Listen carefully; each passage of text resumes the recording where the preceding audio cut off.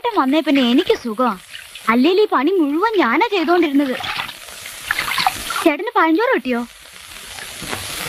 നീ വിചാരിക്കുന്നത് പോലെയുള്ള ആ പോപ്പി ഒന്നുമല്ല ഞാൻ. അയ്യോ, ചേട്ടൻ ദേഷ്യപ്പെടാൻ മാത്രം ഞാൻ ഒന്നും പറഞ്ഞില്ലല്ലോ. മുൻകോപക്കാരെ എനിക്കിഷ്ടമാ. അവരുടെ ഉള്ളിൽ സ്നേഹം കാണും.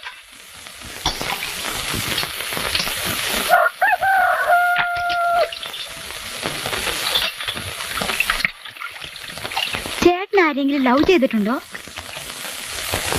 എടി പെണ്ണെ, നിന്റെ ചാട്ട എങ്ങോട്ടാണെന്നൊക്കെ എനിക്ക് മനസ്സിലാകുന്നുണ്ട്. ആ വെള്ളം അങ്ങ് വാങ്ങി വെച്ചേക്ക്.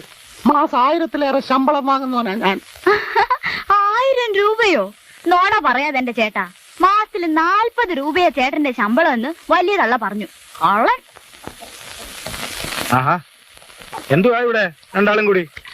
എനിക്ക് ചീത്തപ്പേരുണ്ടാക്കി വെക്കുവോ?